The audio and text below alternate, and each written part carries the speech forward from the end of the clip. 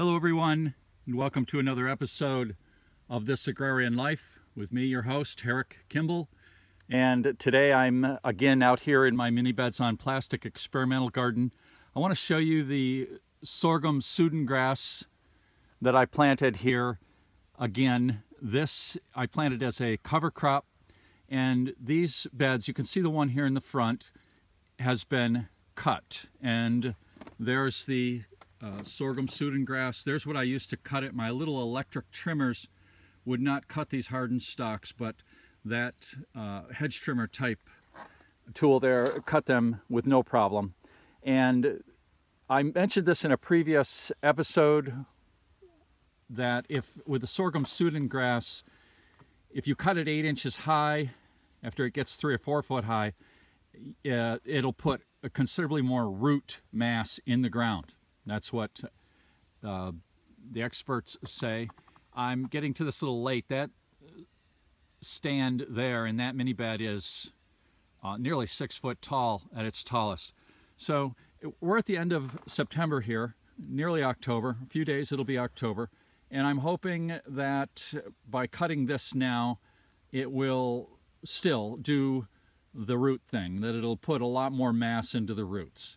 I'm going to see what happens here, and I think at some point before winter comes, I will probably trim this down again and plant rye, winter rye. I'm going to experiment with that, and I'm going to plant oats. I like oats, but maybe I'll leave one of these just to see how it gets through the winter, how it dies down, and what the soil is like in the spring.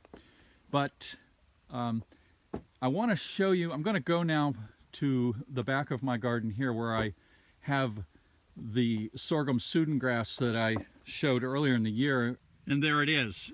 This length of billboard plastic, you will recall if you watched that earlier episode of mine, was laid down and circles were cut for planting blueberries, but it was late in the season. Everybody was sold out of the blueberry plants. So I planted the Sorghum-Sudangrass. And this is taller than I can reach, and I'll have to measure how high I can reach just for some perspective. But in the previous episode, I'll put the link below, but in the previous episode I cut these down to 8 inches high approximately with my little electric grass trimmer, hand trimmer, and it really took didn't mind that at all. It just grew up again, and this is amazing. So I've got a lot of good root mass down in the soil there, which is the objective, and also this kills weeds. Let's zoom in on the base. You can see what a tight mass there is of this plant. So I'm going to cut all this down today with my hedge trimmers, my hand hedge trimmers. It cuts easy. This is going to seed, and I probably should have trimmed it before this, but that's the way it goes. I'll show you this all trimmed and what I'm going to do with it after I've cut it all down. There's one cut with the hedge shears, hedge trimmers, I guess, and you can see I've cut another one and another one, and then I got an idea. It isn't hard to cut these. Those trimmers are sharp, but you got to kind of hold on to the stalks or they flop every which way. So then I got an idea. Check this out. I tied it in 2 places. So I should be able to trim it down here and have it all fall over in one bundle. I tied it with my my Un-Bungee Cords, which I blogged about once, and I'll put a link to the blog about Un-Bungee Cords. But so that's my idea. I don't have my tripod, so I'm going to trim this and then just show you the results. I can report that that was much easier to tie that off. See if I can get a view out here. See that? It was like cutting down a tree. I just kind of notched away at it, and it all fell over. So I can take this bundle over to my wheelbarrow So yeah, those Un-Bungees worked out really great, and I'll walk up the road now and you can see that all of these are now trimmed right down. All of these circles of Sorghum-Sudangrass cover crop. My hope is that, and my expectation, I think, this is the first time I've done this, so I'm not sure, but I think these may grow a bit more and then die down in the winter.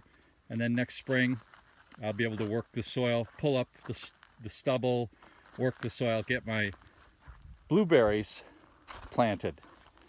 And we'll have lots of root biomass in the soil, which was the desired objective, as well as to grow top growth for biomass. And here we have all of the Sorghum-Sudangrass there. It's actually on my Jackson vintage wheelbarrow. You can see the handle sticking out there. We'll come around. I should set up my tripod and show you how this works as far as driving it down to where I want to take it. But you got the idea. It's going to be fun. I don't think it's going to fall off. I took the sides off the wheelbarrow so it's laying crosswise. I suppose I could tie it on if I wanted to, but I don't, and I don't think I need to. But anyway, there it is, and I'm going to show you my plan for all of this. I don't know if the plan will work, but it's a plan, and I'll show you that right now. Okay, that right there is the plan. I simply tipped the wheelbarrow load over, and I should say that was a surprisingly heavy load of biomass. And you know, I've pushed wheelbarrow loads of concrete around. I'd say that was comparable to a wheelbarrow load of concrete. But anyway, I'm going to put it on this plastic, and hopefully it will dry down.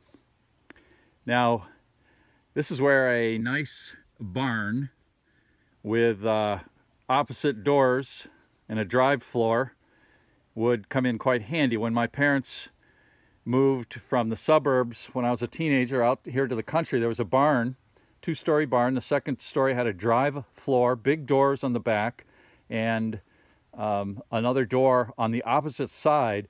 And we put potatoes up there, we put onions up there. If we grew garlic, we certainly would have put that up there, but I didn't grow garlic back in those days. And things dried out. They were protected, and they got cross-breezed, and they dried out. And lacking a barn or a place like that, I'm going to lay it here, all this greenery, all these stalks on this tarp, like you see, and it's right close to my garden. I'm out here every day. My shop is right behind me, so I can, you know, move it around, get some ventilation in there, or turn it, I guess would be the thing to, the right words to use. And if it's going to rain, I can throw another tarp over the top and weight it down. And my hope is that this will suffice for drying all of this down. And then, once it's dry, I'm going to use it to mulch my strawberry mini beds for the winter. See, there's a method to all of this. There's a final plan, or objective, I should say, and that is to get mulch for my strawberries and, you know, just mulch in general, I guess. So that's the story today on this Sorghum-Sudangrass hybrid, harvesting it, using it in the garden as a green cover crop, not a green manure. Green manures are things you grow and plow under. A cover crop you grow and you take the crop off, or you knock it down and then plant into it. In this instance, I'll leave the roots in the ground and not disturb the soil too deeply. I'm not going to turn it over. That's not my objective with my mini beds. It's to work only the top inch or two of soil and grow plants that put roots down there, because roots are good for the soil. The soil needs roots. The microorganisms in the soil need roots, and this will create a healthy soil biology for future plantings. That's the theory, and I believe that's actually what happens. Okay, that's it for this video. Thanks for watching, everyone.